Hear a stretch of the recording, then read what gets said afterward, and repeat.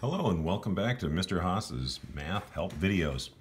Today we're talking about lesson 24 and we have three-dimensional shapes, nets, and surface area. So we're kind of covering a lot here. Let's first start by talking about two of the shapes that we'll have. We are talking about prisms and pyramids.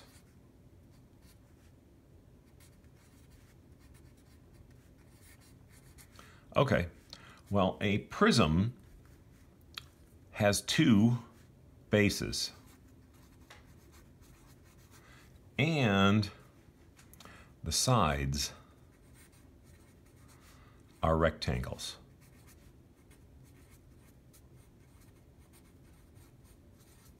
Okay, for our pyramids, we have one base, and the sides are triangles.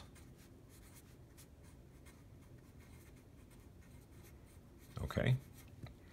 So, and the cool thing is that the shape of the base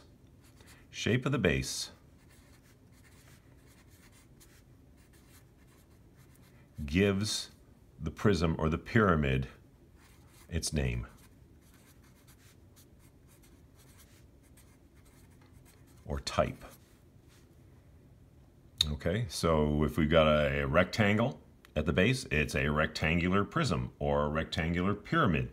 If we've got a triangle for the base, we have a triangular prism or a triangular pyramid. Okay, so we got that out of the way. We got a little bit of definition there. A rectangular prism is kind of like a Kleenex box. Okay. I'm going to try and draw a Kleenex box without the Kleenexes. All right.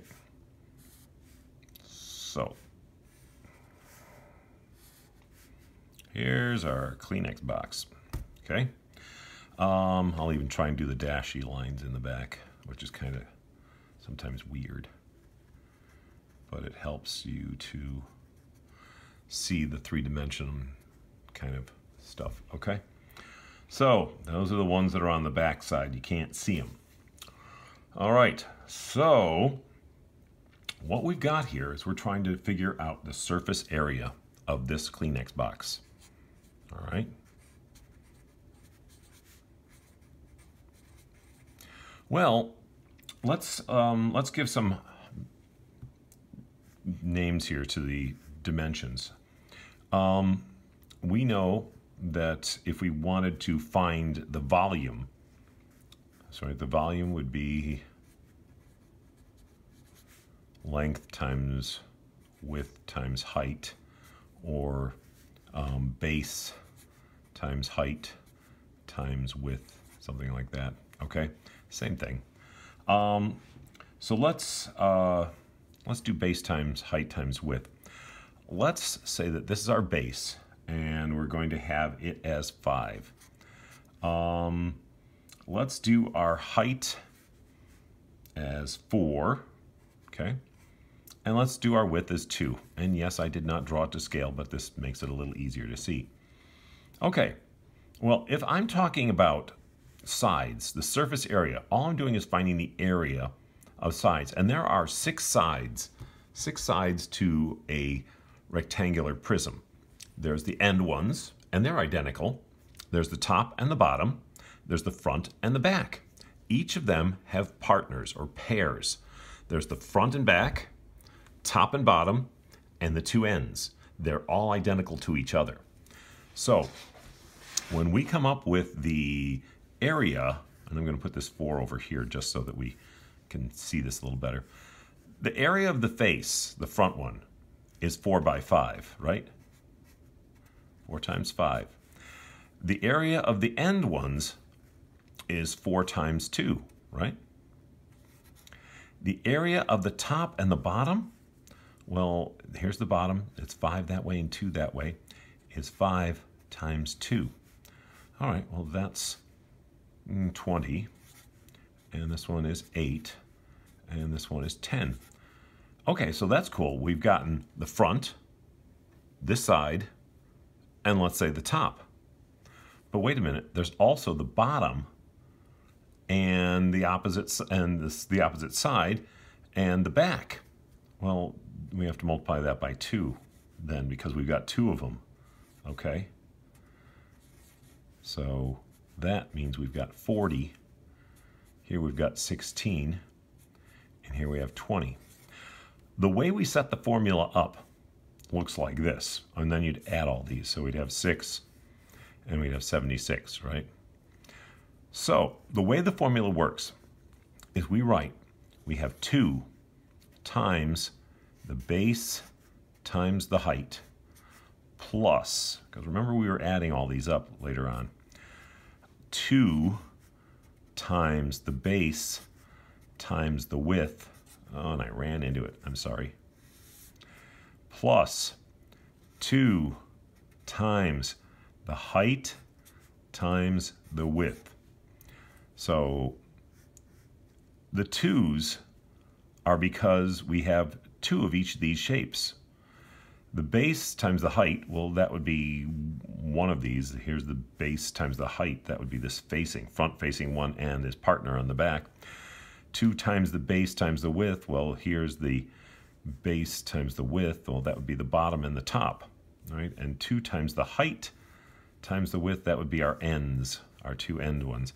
So that would be how you would go about finding the surface area of a rectangular prism.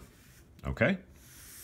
Now, when we look at nets, it's difficult to decide if what we're going to get sometimes. But it's important to try and remember to see if it will fold up. Okay, remember the rules at the top of the page. So when you start folding shapes up, if you're trying to make a pyramid and you've got a net that has 2 bases, well, let me here show you what. When we've got, let's say we're going to make a rectangular pyramid. Okay, so rectangular pyramid. All right, you can have them like this. Ugh, that was terrible. Try and fix that a little bit. My apologies. There we go. All right. Notice these would just all fold up and come to a point here, right? These points would all come together. If you had a rectangular prism or a net that was supposed to be for a rectangular prism, and you had something like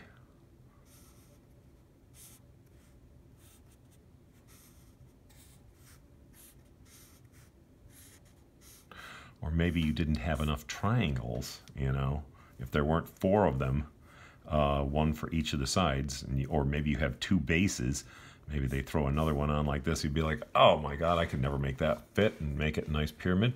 They can also be kind of funny like this. You can have a nice, let's see, this one would go here. And you're like, wait a minute, what are you doing? Okay, just sometimes it's a little different. And of course this would come around here and attach, and these all would attach on these edges of the base. Okay, so there are different ways. Or instead of having these guys over here, you could have this one come off like that, and now you got to make sure that you put the other one like that or so. So he comes around and ties up over here, and this one comes over here. So yeah, there's lots of different ways you can have nets. It's not just the standard one. Okay, so let's talk about a square pyramid. What some of its attributes are. Okay, so or characteristics. If we have a square pyramid, and I started a little too high there. Square pyramid, and we draw our net for our square pyramid. Okay, it has a base, right? Square. Each of these 4 sides are going to be the same because it's a square, okay? And these triangles are all going to be the same, okay? Well, let's say we have a base of 5. And let's say that the height of the triangle, I'm just going to put in a little right angle symbol so that we know that this is our height. That's what that's all about. And let's say that that's 9. All right. So we now know our base and our height of these. For the rectangle, the square, we have 5 times 5. Okay, well that's 25. But we also have to figure out the area, the surface area of these 4 triangles. Well, again, we have 1/2 times the base times the height. Well, we know our base, it's 5, and we know our height is 9. So we would then have 1/2 times 5 times 9. Well, that's 1/2. Not 5 times 9 is 45. Half of that is 22.5. All right, now that's the area of one of these triangles. Remember that we have 4 of them, right? So 4 times 5 is 20. Carry the 2. 4 times 2 is 8, plus the 2 is 10. We go up here. 4 times 2 is 8, plus the 1 is 9. We have 1 decimal place to move over, so it's 90. We add that 90 to our 25, and we have 115. And that would be the area of our rectangular pyramid. Okay? So, how about a triangular prism? All right, different, a little bit different. Triangular prism is going to look like one of those, either like a Toblerone chocolate or a tent, whichever way you want to think about it. So here's one, there's another line, and this is the one that kind of like goes back that way. You can't see it. Really, these would be dashed lines too, because you wouldn't be able to see them. Okay, so let's talk about what we have here. We have 1 in the back, 2 in the front, and 1 on the bottom. We have 3 rectangles. Now, they can be all the same if you've got an equilateral triangle here. You may not. In other words, all 3 dimensions, all 3 sides of this triangle would be the same for that to be true, for all the rectangles to be the same. We'll also have a length, okay? So let's go with an isosceles. Let's just say that we have an isosceles triangle. And remember, an isosceles is going to have this side and this side equal to each other, okay? Let's go with, let's make these 6, okay? We're going to make this guy 8. It's a little bit bigger. If we got a tent, you know, you want to have a base that's a little bit bigger, just because. And our tent is about 10 feet long. All right, so now we have all the dimensions we need. We have this backside, a rectangle, is going to be 6 by 10. And we got another one that's the front-facing one, this one over here, okay? That's going to be 6 times 10. And we've got the one that's on the ground, and that is 8 times 10. Okay, 8 across this way and 10 down the long way. All right, so those are our 3 rectangles. We have 60 plus 60 plus 80. We have 2 of these triangles. Wow, the height of our triangle,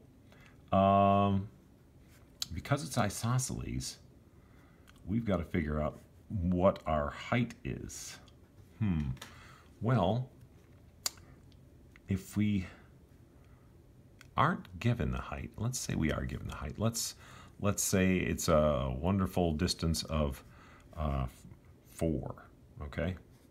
Always got to be shorter than the side ones, because otherwise then, you know, it just doesn't work. So if we've got a 1/2 times the base, which is, we're going to go with 8 in this one because that's the big side, times 4, which is our height. Sound good? Okay.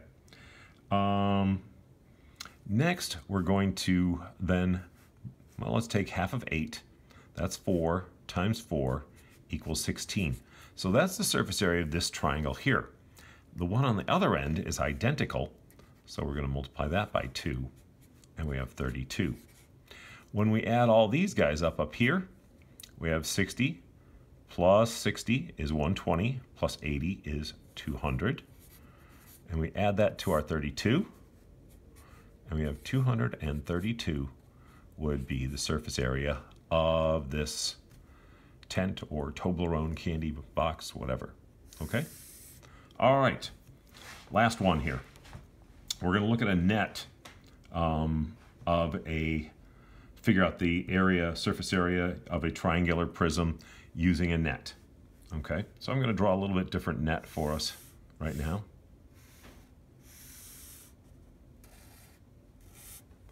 All right, and I'm going to come across with the line here and a line there.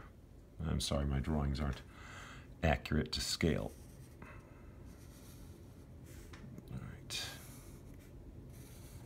All right, so triangular prism, 3 sides that are all rectangles, 2 bases.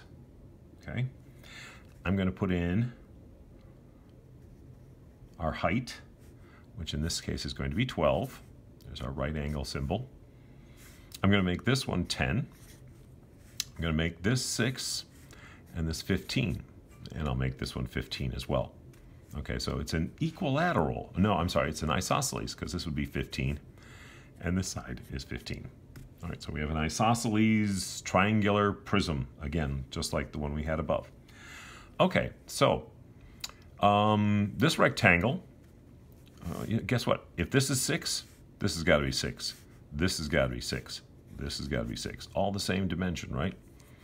All right, so this rectangle is 15 times 6. And I'm going to put that as number 1. And this will be shape number 2. And that one's also 15 by 6. Shape number 3 is this one, and it is 10 times 6. Right? 10 across this way and 6 down that. So far I've got 90, 90, and 60. Okay, now I got to do the triangles. And so this is going to be shape number 4. And number 4 has 1/2 times the base, which is 10, and times our height, which is 12. All right, so we have half of 10 is 5 times 12. That's 60.